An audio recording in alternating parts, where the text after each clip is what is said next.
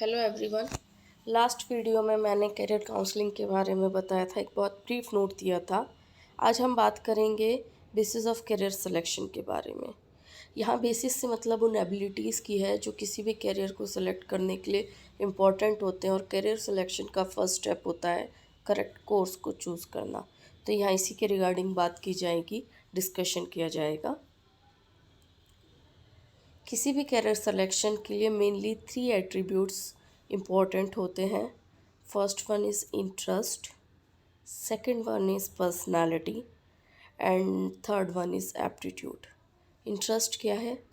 किसी भी इंडिविजुअल की ऐसी फीलिंग या अटेंशन जो बहुत सारे ऑप्शंस में से किसी एक चीज़ को प्राइमरी स्टेज पर रखती है, दूसरी को सेकेंडरी पर, तीसरी को थर्ड पर, चौथी को फोर्थ पर। यानी जैसे एज एन इंडिविजुअल मैं 4 कैरियर सेलेक्ट करना चाहती हूँ। Like first one is medical, second one is lawyer, third one is engineer and fourth one is dancer. तो मेरी फीलिंग जो है वो डांसर एज अ कैरियर के लिए सबसे ज़्यादा स्ट्रॉन्ग है। तो मैं चाहूँगी कि मैं अपना career dance as a dancer बनाऊँ। तो मैं डांस को अपने फर्स्ट कैरियर चॉइस में रखूँगी, सेकंड को उससे रखूँगी जिसमें मेरी फीलिंग स्ट्रॉन्ग होगी सेकंड नंबर पर। जैसे मान लो मैं इंजीनियर बनना चाहती हूँ, अगर मैं डांसर नहीं बनी तो फिर मैं इंजीनियर बनना चाहती हूँ, तो सेकंड चॉइस होगी मेरी इंजीनियर। थर्ड चॉइस इसी तरीके से मैं अपनी रखती हूँ, मान लीजिए medical, and fourth choice is a lawyer. तो ये इंटरेस्ट जो है ये हमारे ऑप्शंस को प्राइमरी सोर्स की तरह यूज़ करके प्राइमरी स्टेज पर रखता है। नेक्स्ट है पर्सनालिटी। पर्सनालिटी क्या होती है? हमारी सारी कैरेक्टरिस्टिक्स मिलके हमारी पर्सनालिटी बनाती हैं।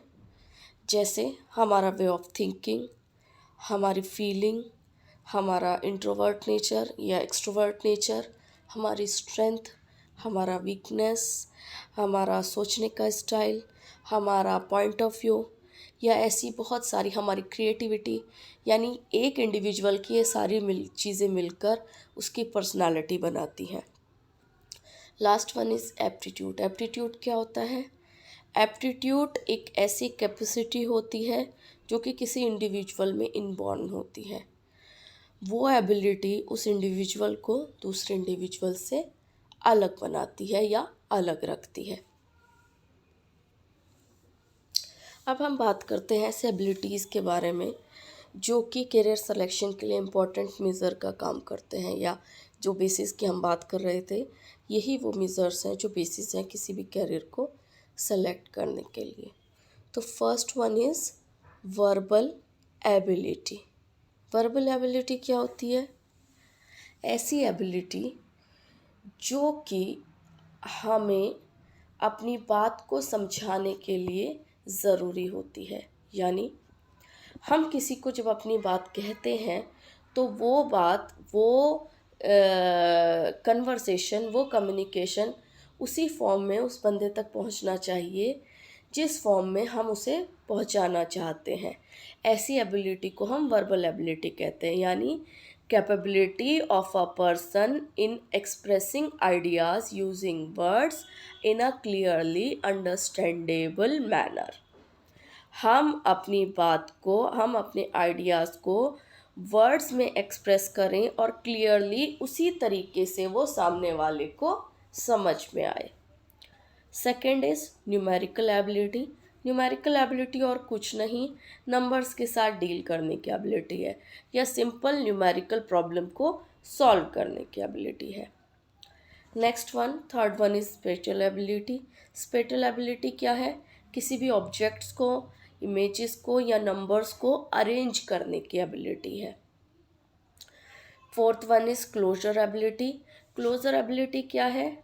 एक ऐसी एबिलिटी जिसमें कि किसी भी सिचुएशन को एक इंडिविजुअल ऐसा होल देखता है जबकि उसके कुछ पार्ट्स मिसिंग होते हैं। यानी किसी स्टिमुलस को एज अ होल परसीव करना जबकि उसके कुछ पार्ट्स मिसिंग हैं, लेकिन उसके बावजूद उस सिचुएशन को, उस स्टिमुलस को ऐसा होल देखना। ऐसी एबिलिटी को हम क्या कहते हैं? क्लोजर एबिलिटी कहते हैं। Next one is clerical ability. Clerical ability क्या है? ऐसी स्पेसिफिक स्किल्स जो ऑफिस वर्क में हमें हेल्प करती हैं, ऐसी एबिलिटीज़ को हम क्लरिकल एबिलिटी कहते हैं। जैसे हम बात करते हैं मैनेजर की, तो मैनेजर की स्किल्स क्या होनी चाहिए? चीज़ों को अरेंज करना उसे आना चाहिए, काम को मैनेज करना उसे आना चाहिए, दूसरों से काम करवाना उसे आना चाहिए, अपने काम के बारे में उसे समझ होनी चाहिए, किस काम को पहले करना है किसको बाद में करना है उसके बारे में उसे पता होना चाहिए। ये सारे जो वर्किंग होती हैं वो मैनेजर की होती है। साथ में उसे कंप्यूटर की नॉलेज होनी चाहिए, कंप्यूटर स्किल्स में वो अच्छा होना चाहिए, कम्युनिकेशन स्किल्स में वो अच्छा होना चाहिए, यानी उसमें वर्बल एबिलिटी भी होनी चाहिए।